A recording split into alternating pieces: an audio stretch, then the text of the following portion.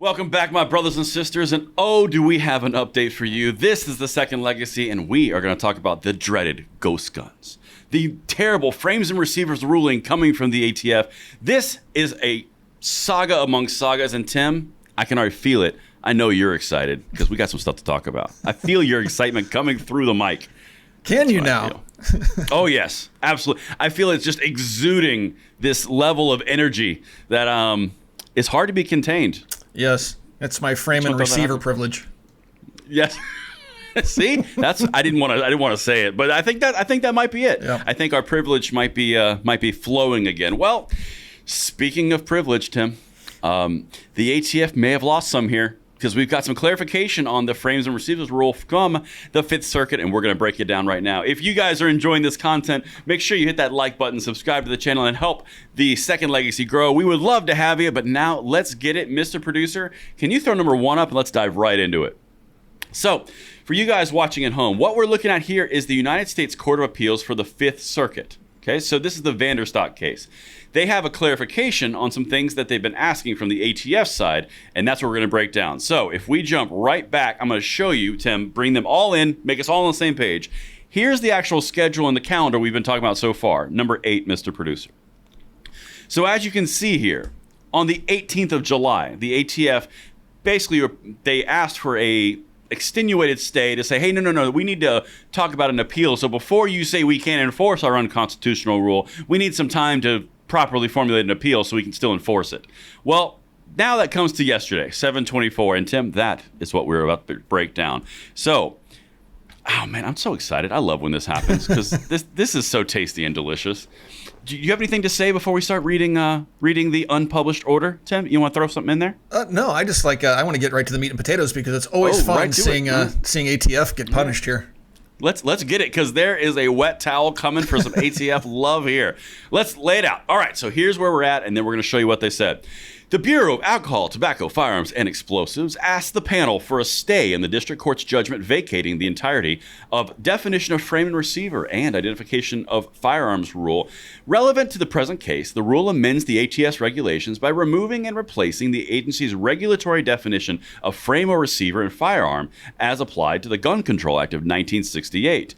Plaintiffs challenged those changes to the regulations as unlawful. So that's where we've been. And that's what was actually the vacating order was given on behalf of FPC against the ATF. So that's what they were saying, because the ATF was trying to go and redefine terms within a passed law of Congress. Tim, what's the one body, the branch of government that cannot make law that tends to like to do it right now? Well, that seems to be these bureaucracies. Which would be under the executive branch, my friend, the executive branch, who are, of course, charged with enforcing the laws, not writing the laws, and that is where we run into a little bit of a problem. By the way, we've been talking about that for how long now, Tim? Has anybody told these people that they're breaking? Never mind. I don't think they care. Go ahead.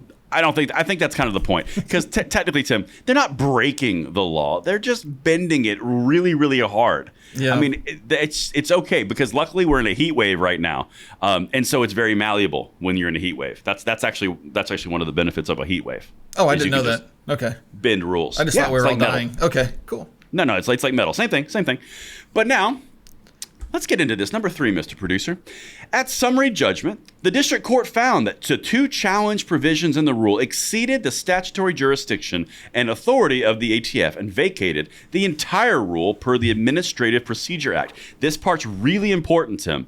They vacated the entire rule because that's where the ATF saw a door opening and they tried to stick their foot in. The district court rejected a stay pending appeal, but granted a 7-day administrative stay to allow the ATF to bring an emergency appeal. So the really important part here, and they kind of set this up, this was actually a really well-flowing document that the court released. They're saying that the entire rule was put on under, like, basically was vacated. But the ATF says, no, you can't vacate the entire rule, so that's why we need a further stay. So we're on the same page here. We've got a vacature, and now they're saying, no, we need 7 to 10 more days. Yeah. Does that make any sense to you, like, at all? I'm sure there's a strategery here somewhere. I just don't see it. Can't find it yet, right? Yeah. See, to me, immediately, this is grasping for straws. Well, those straws are about to get a lot shorter when I show you how they're actually measuring this and what the judges said, because I think this qualifies as tasty and delicious, Tim. Both. Okay. Tasty and delicious.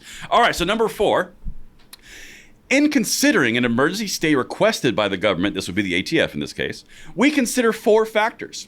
Whether the government makes a strong showing that it is likely to succeed on the merits, whether the government will be irreparably injured in the absence of a stay, whether other interested parties will be irreparably injured by a stay, and where the public interest lies. Well, if you're looking at everything from those 4, Tim, you know, if you're going to be a judge, let's open with the opening salvo and just take the steak out of the refrigerator and just slap someone right across the face with it. Because the way they said this, I'm just going to read you the first part of this next one. Number 5.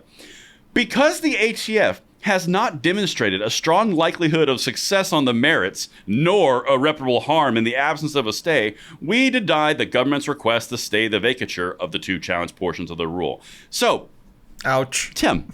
I mean, like, if you're going to get smoked, like let's just get it out of the way. Because I love the way the judge wrote this. Well, here's where we've been. Here's what you requested. Here's what we had to observe while we were considering your request. Have a backhand. Yeah. I mean, and by the way, your case has no merit. By the way, it's meritless. Yeah. I find it full of no merit. And also, by the way, there's no one being harmed either. So yeah, nobody's being harmed, and there's no merit. In other words, this case has no chance of going anywhere. Exactly. So we're just going to go ahead and let you go home now. Bye. Exactly. But this is where it gets really interesting, Tim, because remember in the prior clip, I showed you it said they vacated the entire rule, and that's what the ATF was going for. That's where it gets really, really interesting. So let me finish this clip here.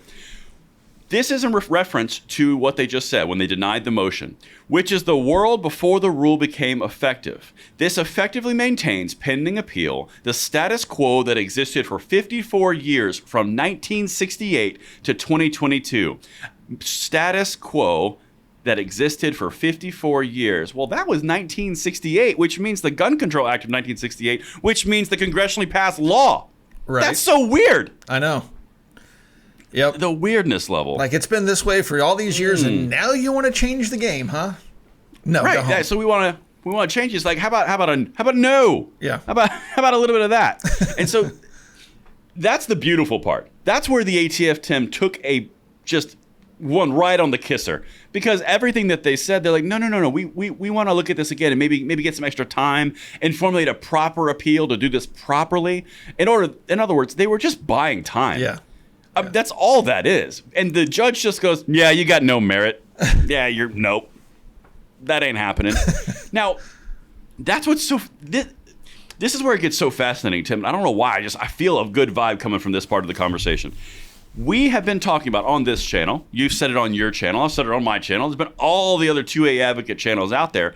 All of these things are unconstitutional. We've had Jim Jordan, chairman of the, I can't remember, Judicial Committee, that's what he's on, saying this is an usurpation of Congress. You can't just add things into an existing law without an act of Congress, because they're the legislative branch. They did it anyway, and this judge goes, what are you doing? Yeah. Like, what? I mean, there's been some... What? In history, recent history, there's been examples where the legislators that passed a particular bill that a bureaucracy was trying to change went to the bureaucracy, the agency, and said, that's in violation of the spirit of the law. I'm talking about the armor-piercing ammunition folks, right? and ATF completely ignored the legislators when they said that is outside the scope of the law. We always knew that rifle ammunition was capable of defeating soft armor, and what you're doing here is, not what we intended. ATF's like, thanks for your time, bye, and they went forward with it anyway. They tried anyway. Yeah, and so this is not uncommon for Congress to pass a law and these agencies just to run amok and just completely twist and contort them for political agendas to get those agendas pushed forward when they're being frustrated legislatively. Exactly. You just said it perfectly. Tim, well done, sir. My compliments to the chef on that one. Yeah. They are being frustrated legislatively. They can't pass the gun control that they want because there is not a consensus in Congress. That's the part of the whole representative government thing, right? You can't just have one party dominate the entire conversation. And then you also have checks and balances where the executive branch can't just make up laws, just like the congressional branch can't enforce laws, just like the judicial branch can't make laws. It's almost like we have this balance system, which works out pretty well. Almost like it's a separation of powers? Yeah. Like until another group doesn't get their way, then they just want to dismantle everything. Right. No, that's exactly right. But here's where it gets, and this is the part that, I mean, I'll be honest, I'm very hopeful for the future because I don't believe that our system can maintain and sustain this level of just corruption, honestly. The judicial system over time is coming in, and they absolutely are changing a lot of things, and they're focusing, at least in my opinion, in the right areas. They're going after, first off, they went after Roe v. Wade. I'm not saying the abortion pro or con, I'm not saying that. But what I'm saying is they brought it back down to the states where it should have been a state-level decision. That's exactly what it should have been. Well, now it's a state-level decision. Then they go after the CDC for remember the rent, where they would just basically put a moratorium on rent. You can't do that. Then they came down and they went after the EPA around changing definitions of carbon dioxide to be a toxin. So now they can regulate more companies and more coal plants and more energy plants. They're doing the exact same thing in different areas of our country, and they're getting smoked there as well. And now the Supreme Court is taking on the Chevron deference argument. They're re-examining that. Yeah. I mean, that's going to be huge. That's going to be so massive because the problem in our country, yes, fine. Are we all divided? Yes. Are we separated? Yes. Are we at each other's throats? Yeah, pretty much. But at the exact same time, the executive bureaucracies are out of control. Yep. I mean, and I think the judicial sees it, honestly. Yeah. I mean, one of the biggest problems of the fact these bureaucracies do what they do is the fact that they're not elected. They have no accountability. Yep. They just run amok. And even when the courts do tell them not to do that, they just go ahead and do it anyway. So something's got to change. That's exactly right. Something's got to change. And that's where we get to the last part of this order, Tim. There's a little side road, but we're back on the highway. That was good. Mr. Producer, can you throw number 6 up there? Because this is where it gets really interesting. Do you remember, Tim, and audience, of course, where I said earlier you have to look at what they said here about the entire rule being vacated? This is where it gets a little split. The ATF is likely correct, however, that the vacature was overbroad, talking about the entire rule. The district court analyzed the legality of only 2 of the numerous provisions of the rule, which contains an explicit severability clause. Where a court holds specific portions of a rule unlawful, severance is preferred when doing so, quote, will not impair the function of the rule as a whole, and there is no indication that the regulation would not have been passed but for its inclusion. Because the agency has shown a strong likelihood of success on its assertion that the vacature of the several non-challenged parts of the rule was overbroad, we stay the vacature pending appeal as to the non-challenged provisions. Translation: they want it split. They don't want a ruling against the entire rule. So now they've gotten a 10-day, which is the last clip. I don't need to show you. They got stayed for 10 days on the non-challenged portions, Tim. Yeah. Not on the entire rule, the frames and receivers. So this is kind of like a 90% loss for the ATF and 10% win for the ATF because they get to have 10 more days to talk about non-challenged provisions. But that's not the crux of the issue that they were trying to avoid. Right. Yeah. It's an interesting ruling. I mean, granted, this is all pending appeal, but it's really fascinating because if this falls, dude, the pistol brace rule is right behind it. That's what I'm hoping.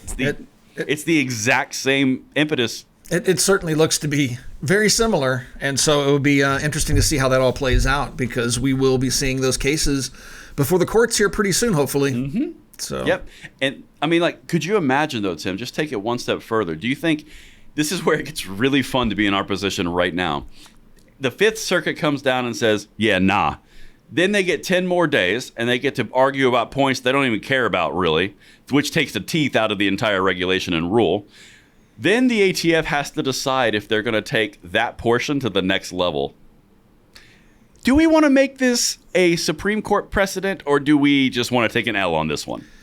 Yeah. Just saying. Yeah.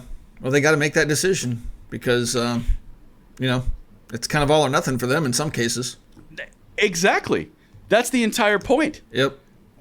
Where we've put them now, they stepped in it so hard with the executive overreach that now they're in a position where they either take the L and they lose all the political capital from the executive branch going into an election season, or they push it to the Supreme Court and they risk an even bigger L on their gun control narratives. Because if the Supreme Court rules the exact same way, that wipes out the pistol brace rule, that wipes out the frames and receivers or ghost guns rule, that wipes out everything. Yeah. And then that only leaves AR-15s. Yep. Yeah. Come at me, bros. Because that would be a thing. Yeah, that would be pretty interesting. I'm just saying. Well, I guess I'm not saying. we're just going to have to wait and find out on that one, I suppose. But yeah, ATF, hopefully the courts keep handing you smackdowns that you've well deserved. And, Well deserved. You earned this. If you'd like to be part of our call-in show, there's a link in the video description below. Follow that link, answer some questions. We'll get you on the show. Thank you for watching, and we'll talk to you guys soon.